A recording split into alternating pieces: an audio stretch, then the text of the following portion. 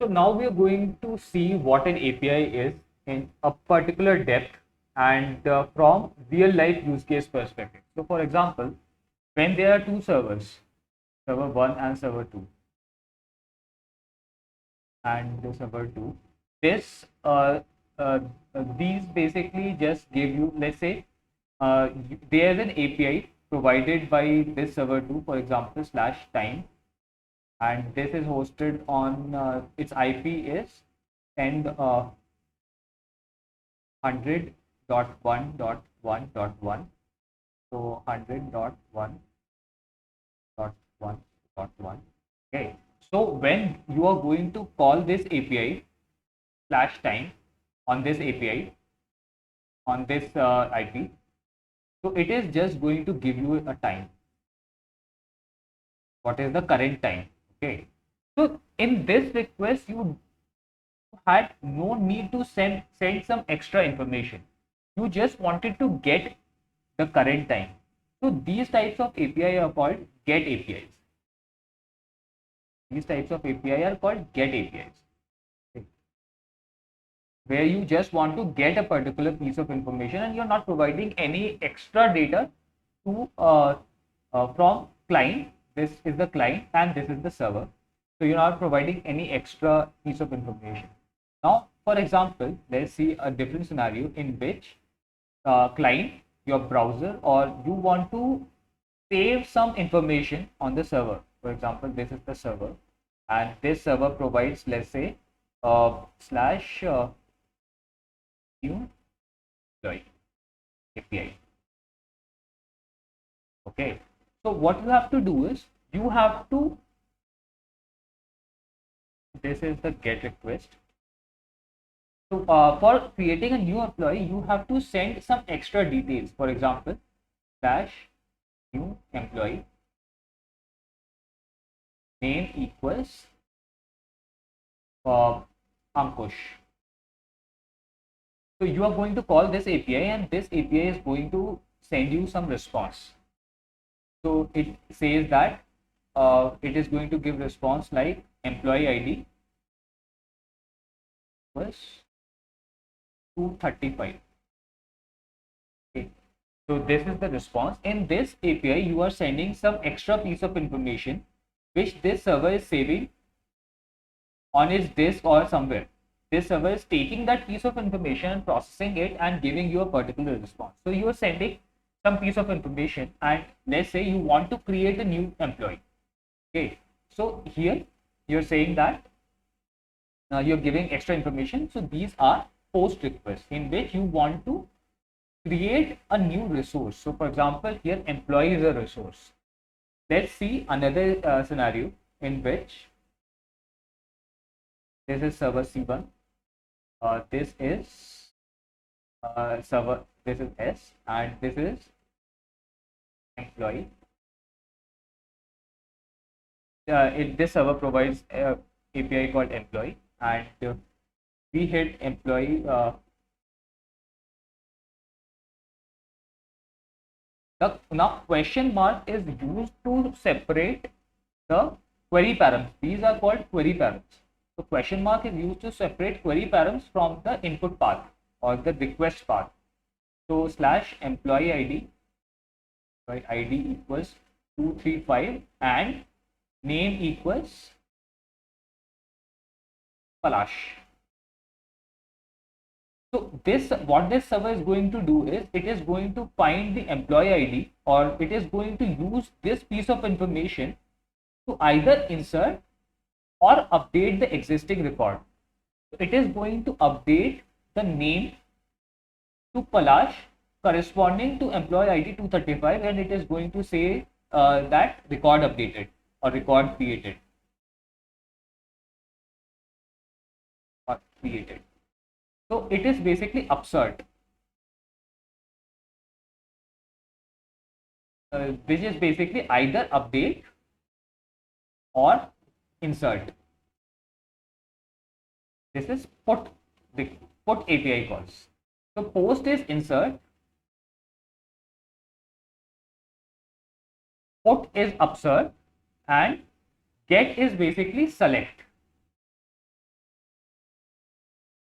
So there are multiple ways to call an API. The way in which a particular API takes input and the way in which particular API gives output is totally dependent upon the person who has implemented that API. So these REST methods or REST verbs, these are called REST verbs. Okay, so REST is basically, you should learn about REST.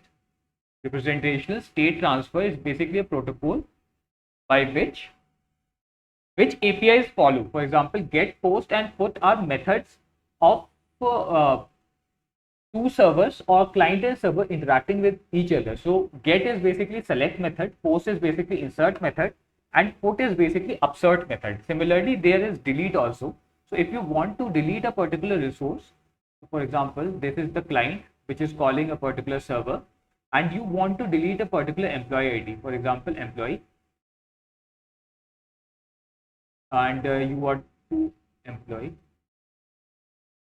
So you are going to use delete method. Okay.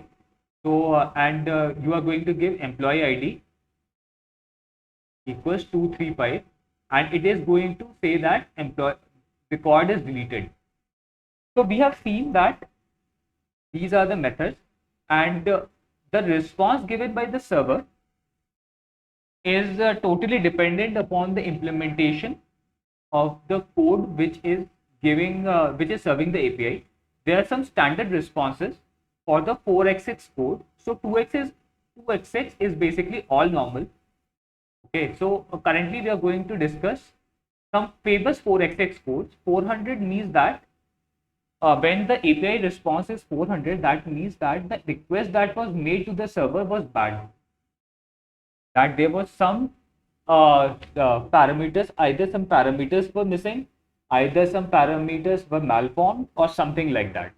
401 means unauthorized. That, for example, if some API takes authentication in the form of username password, and if you have not provided those username and password, then you're not authorized to call that API or to get or update that resource.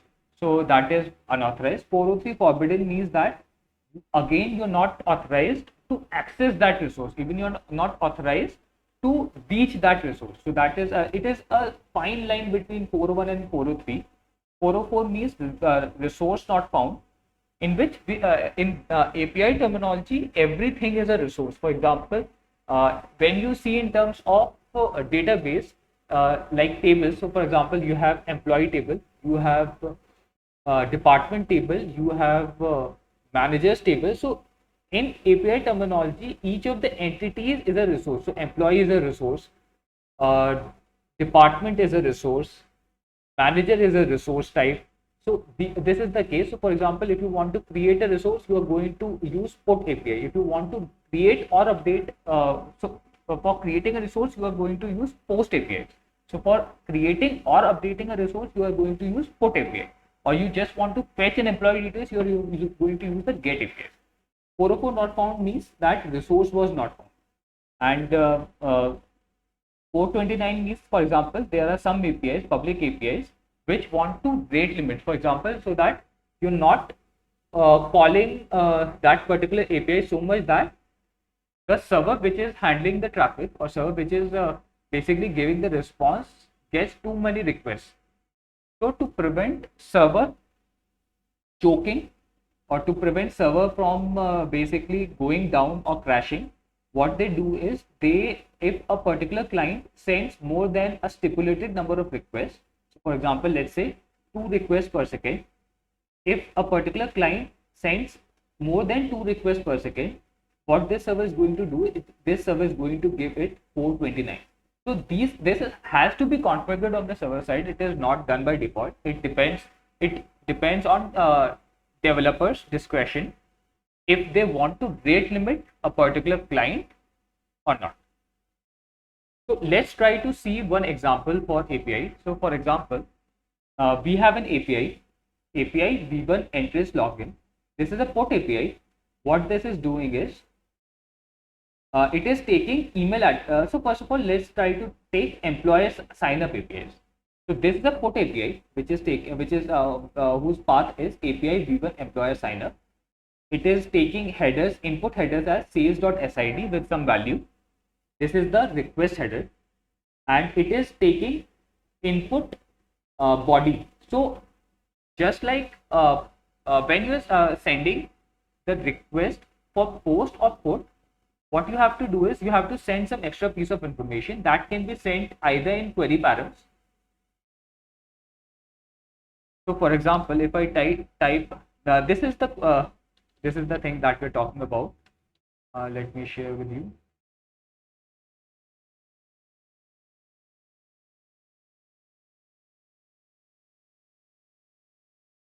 As you can see, these are the query params. This is the separator between the request. This is the request, or this is the API call. This is the domain name, and this is the protocol that we are using. It is HTTPS.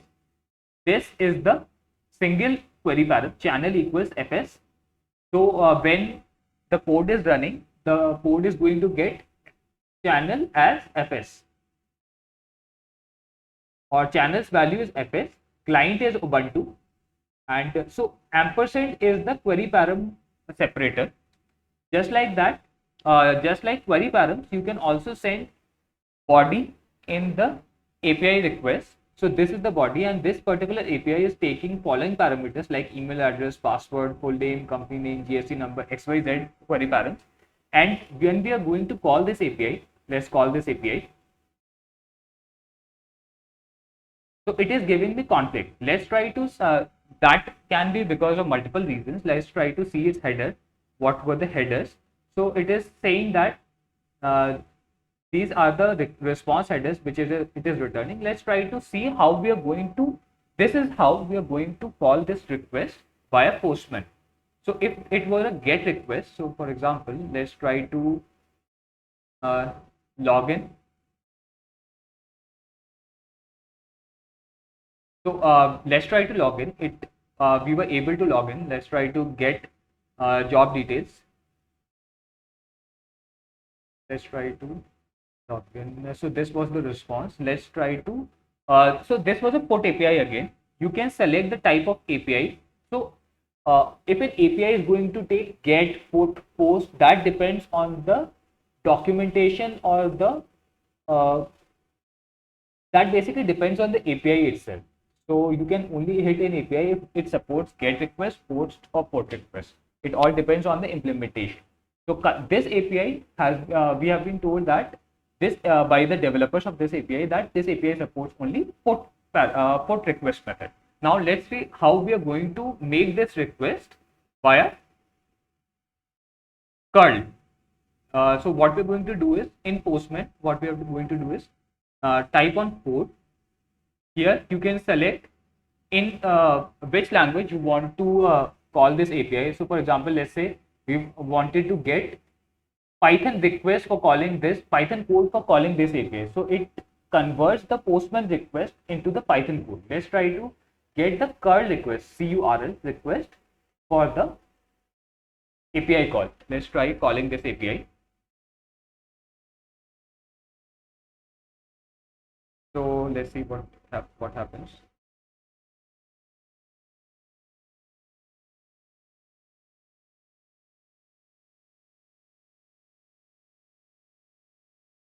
Let's try calling this again.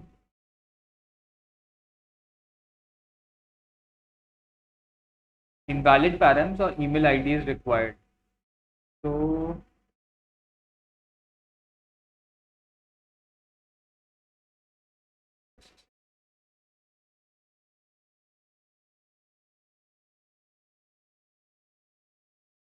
this is how we're going to call this API. So let's try to dissect the curl once again.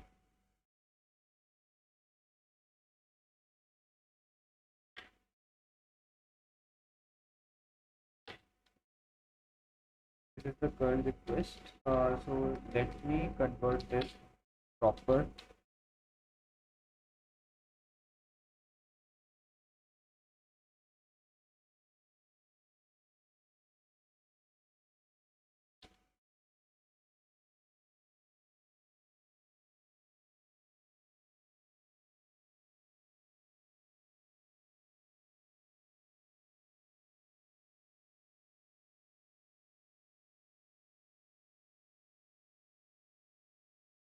So let's try to convert this into content type application JSON.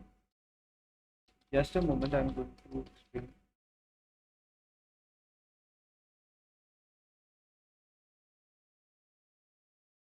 Let's try hitting this API once more.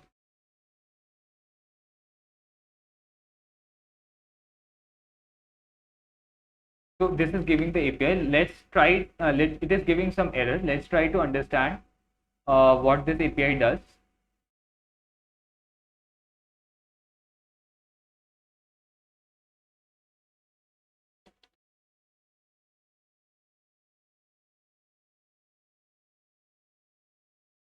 So this is the curl command, and besides that, what we have done is,